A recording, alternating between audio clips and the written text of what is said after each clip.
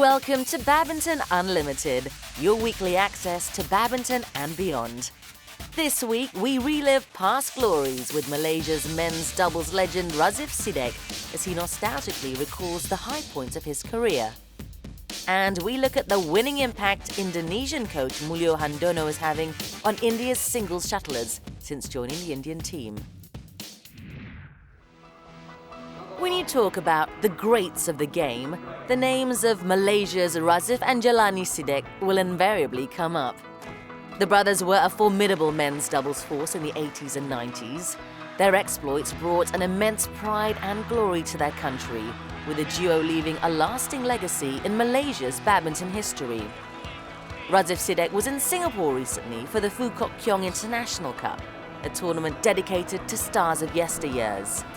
Badminton Unlimited sat down with the elder half of the distinguished pair as he spoke passionately about the famous Sidek siblings and gave us insights into some of his best moments.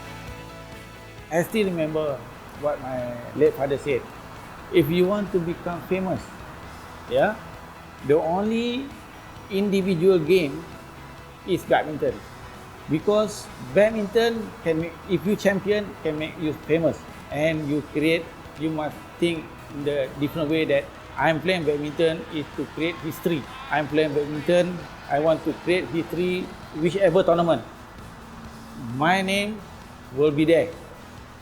In 1982, the All England champion double, Razif and Jelani.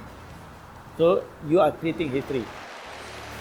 The names Razif and Jelani were etched on various silverware as they were among the best pairs in men's doubles for over a decade.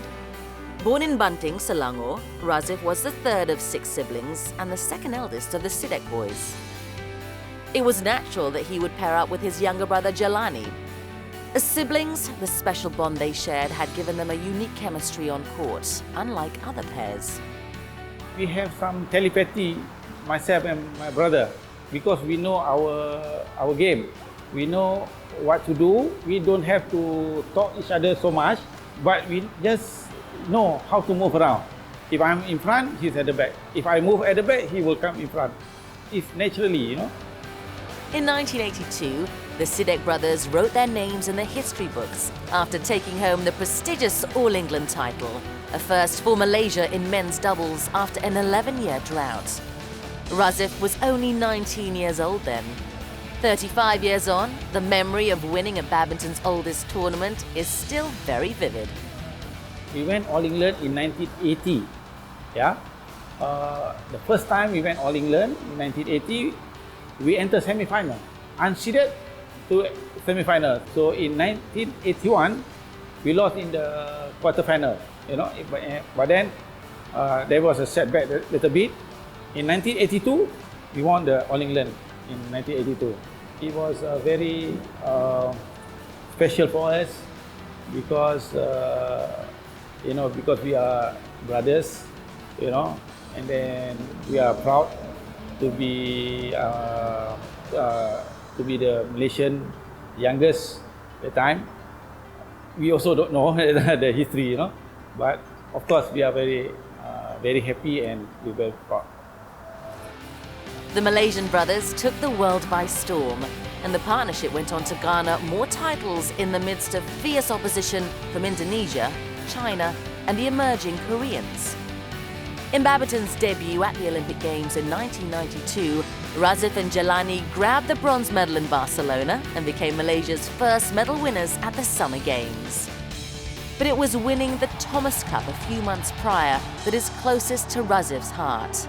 Snatching victory from arch-rivals Indonesia, the Cup triumph was a moment that catapulted the Sidek family into badminton folklore. During that Thomas Cup in 1992, we have 4 brothers. Myself, Jelani, Rahman, and Rashid. So we are very proud of ourselves and our family that we managed to bring back Thomas Cup over 25 years, something like that, with our Sidek family inside there. 2 years later, Razif called time on his illustrious badminton career. Having competed at the highest level for more than a decade, the strain had taken a toll on his body. And with the sport's biggest prizes safely tucked away in his trophy cabinet, Razif was content to leave competitive badminton behind. My last tournament was Thomas Cup in '94 in Indonesia. We lost to Indonesia in the final. Then I told my brother that I decided, not to carry on playing, because I have shoulder injuries, and then my weight is up and down. My mentally was not up to, there's no more eager, because whatever I had, I think I had now. My first priority was that time was All England. I won, and then my ambitious was Thomas Cup. I won, and then the Olympic.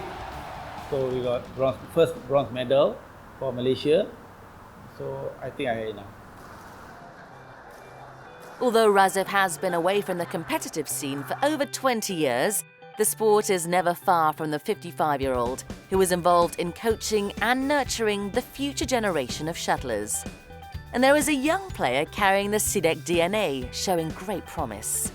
Muhammad Fazrik, the youngest in the Razif household, is currently studying at the Bukit Jalil Sports School in Selangor, Malaysia. This Muhammad Fazrik is crazy about badminton, and at one time I said, tomorrow you're going to school.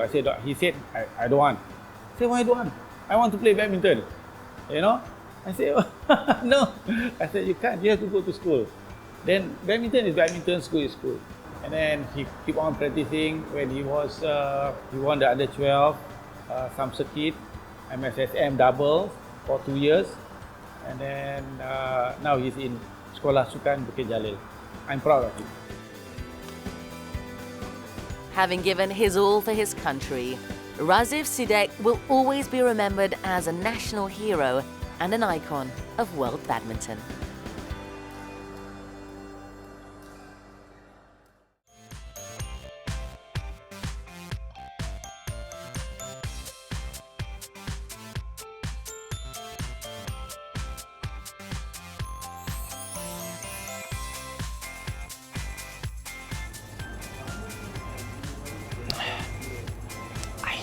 That's a tough question. I admire all of them in different ways. I think I would say my old coach, Morten Frost, just because I know he will get really happy.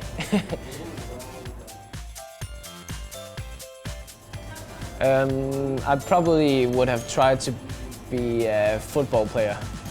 I like to play football, so yeah, that was also a dream I had when I was a young child.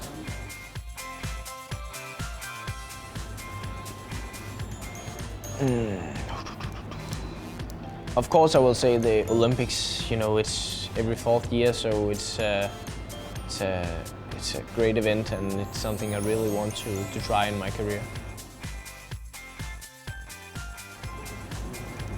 Something about myself.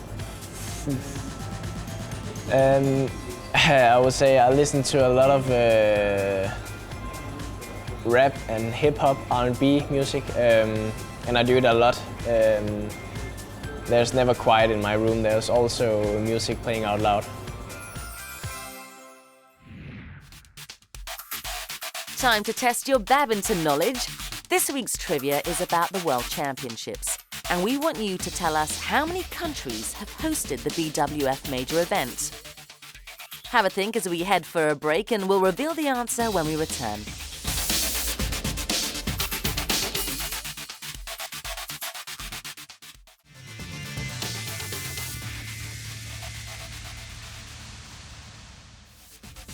After the break, we are in India to learn more about Mulyo Handoyo's contribution to their recent success in singles.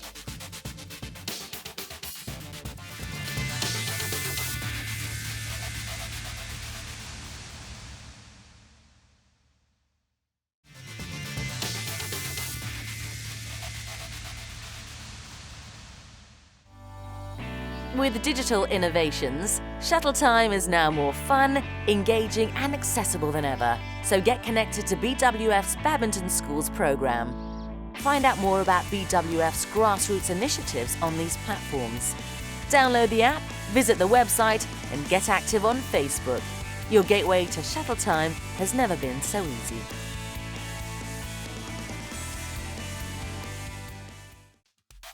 Before the break, we asked you to tell us how many countries have hosted the BWF World Championships. The answer is 13. Denmark has hosted the tournament the most times. Copenhagen staged the tournament 4 times, the last in 2014. Glasgow, Scotland hosted the event in 1997 and will once again welcome the sport's finest shuttlers for the Total BWF World Championships 2017. Indonesia and England held the major event 3 times, while China and Spain hosted the championships twice. Sweden, Canada, Switzerland, United States, Malaysia, India and France make up the remaining countries who have hosted the prestigious tournament once so far.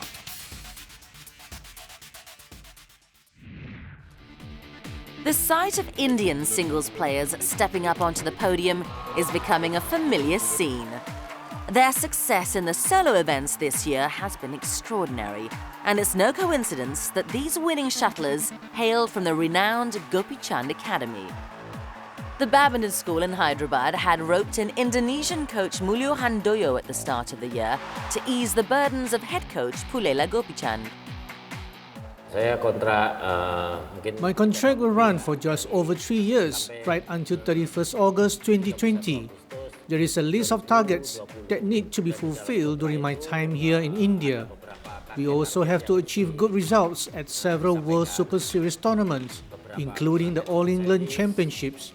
Apart from it, we need to show good progress at the BWF World Championships, the Olympics in Tokyo, the Asian Games, and the Commonwealth Games. These are some of the objectives I have been asked to deliver. Best known for coaching Indonesia's Taufik Hidayat to an Olympic gold, Handoyo is tasked to take care of India's singles talent. Since his arrival, the one major change at the academy has been the lengthening of training sessions. Instead of the usual 3 sessions a day, the Indonesian has introduced 2 longer practice periods. The methods and regimen that I have introduced and implemented in my training program is aimed at developing these players into becoming an all-rounder. A big aspect of the training is dedicated for the players to undergo intense stroke practice. They are responding well to it and are showing encouraging progress in their overall play. There is also a need to improve the physical condition of the players. We need to work on increasing their speed on court and developing more power and strength to their game. The style I think is the same, but the way the schedule, like he wants us to push all the 3 hours like 100% every rally. I think it's obviously in the first 1.5 hour we'll get so tired, but the next 1.5 hour he just needs to push till the end. That's what we are doing and that's what he is telling. So I think that is what that he expecting from us, and he just want to do 100% every training session. So that's what matters. My focus has been on improving their technique, mental strength and their fitness, because these are qualities that are vital to raise the level of the players.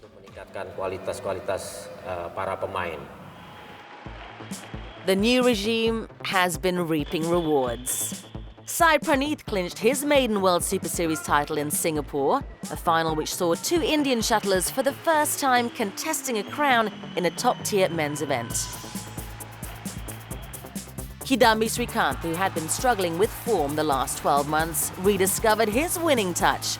The shuttler twice climbed the Super Series podium, winning in Indonesia and Australia. Also starting to make waves is HS Pranoy. The 25-year-old turned giant killer at the Indonesia Open, beating Lee Chong-wei and Chen Long, the silver and gold Olympic medalists, on 2 successive days to reach his first Super Series semi-finals. And Pranoy is the latest Indian player to step on top of the podium this year. In another all-Indian final at the US Open, he defeated compatriot Parupali Kashyap, another stalwart at the Gopi Chand Academy, to claim the crown. I think more than anything, I feel it's his experience which is really working well for us. And then earlier we used to have only Gopi sir, and then now with Mulyo's experience along with Gopi sir's inputs, I think it's really helping not just me but the whole Indian badminton. Right now, Mulyo is our coach, so he's been traveling to all the tournaments now. So I think basically we all have to be thankful to him because he's been doing a very great job. And now also we're training under him, under Mulyo coach, so getting ready for the World Championships. So definitely he'll be there with us. India's success is growing with each tournament. And with the World Championships just around the corner, Indian fans will hope that the combined tutelage of Pullela Gopichand and Mulyo Handoyo can produce a winner in Scotland.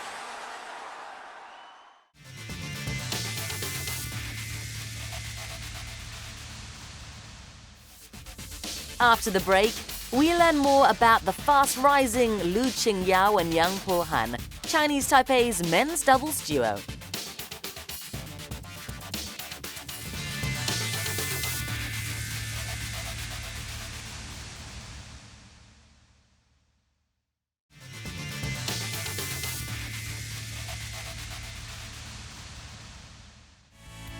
Get connected with us on social media.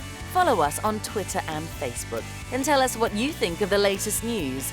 Or perhaps you just want to leave an encouraging post for your favourite player on Facebook. If you've got any comments or photos, share them with us on these social media platforms.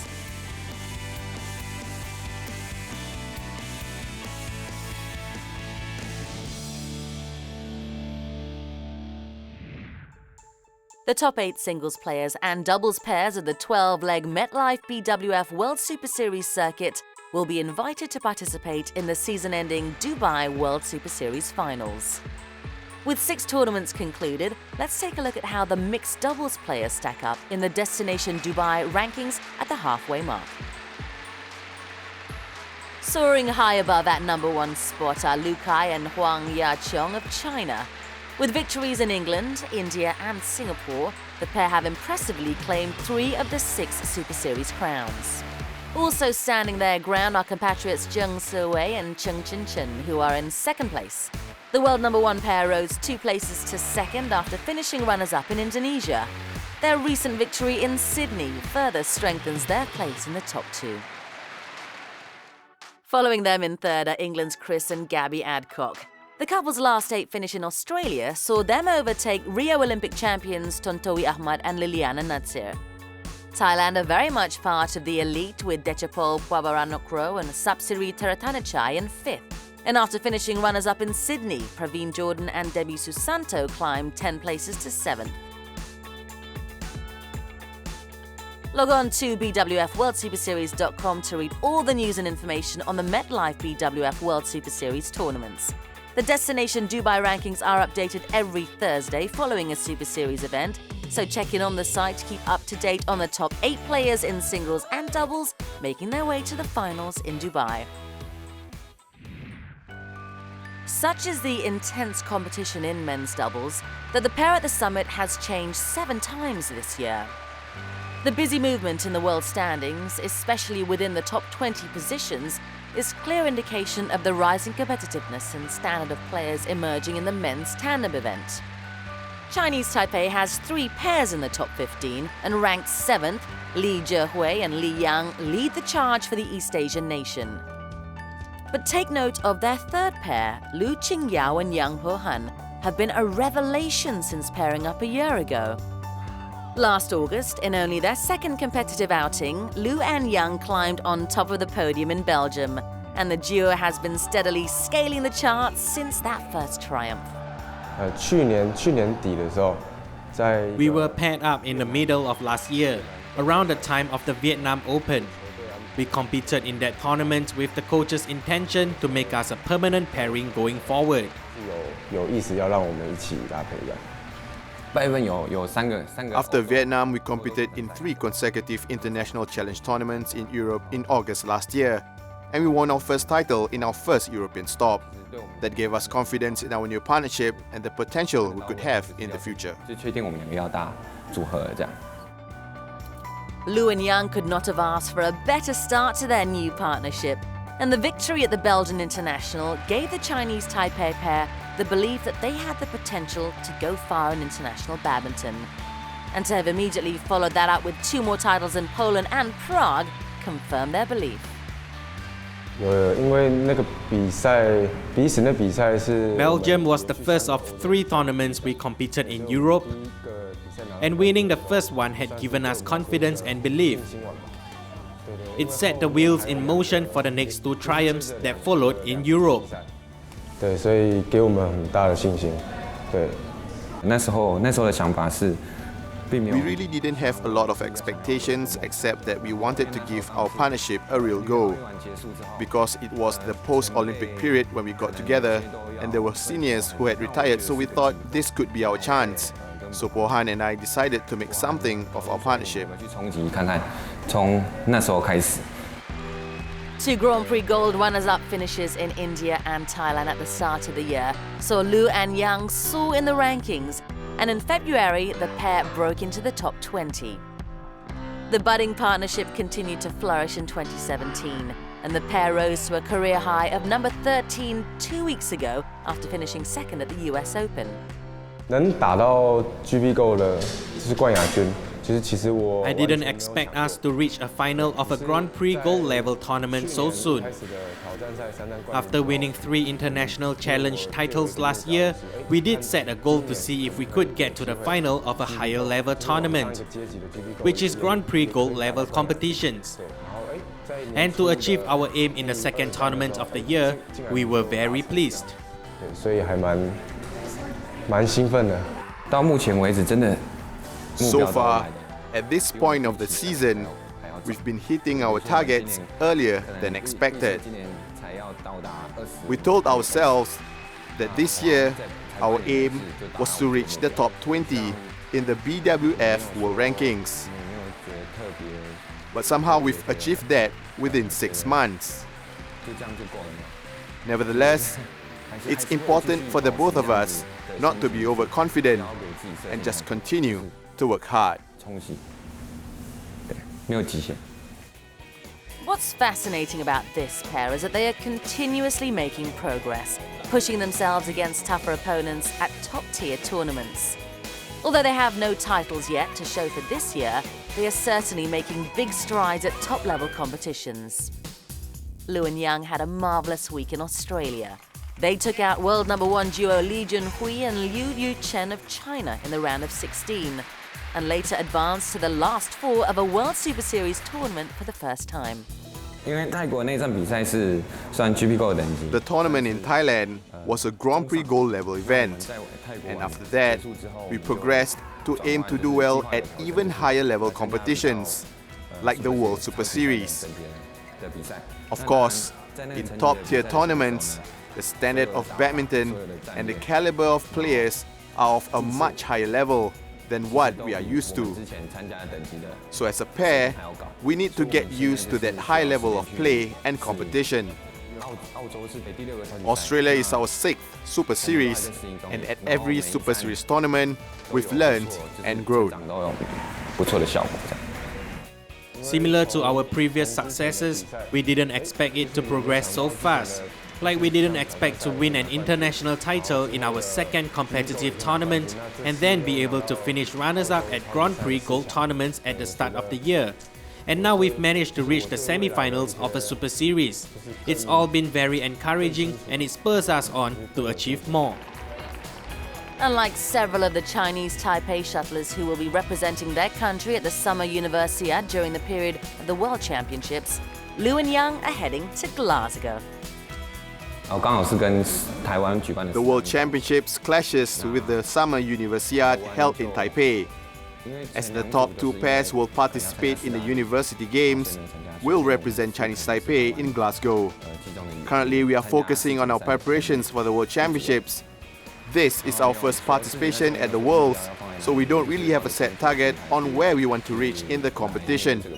We just want to perform our best and see where that takes us. This rising pair could very well be the dark horses in men's doubles at the upcoming World Championships. They've shown that they are capable of beating the best in the field. And if Lu Qingyao and Yang Pohan have a good week in Scotland, some of the top contenders might just be in trouble. Let's take a look at the tournaments coming up in the next few weeks in our Badminton Unlimited calendar.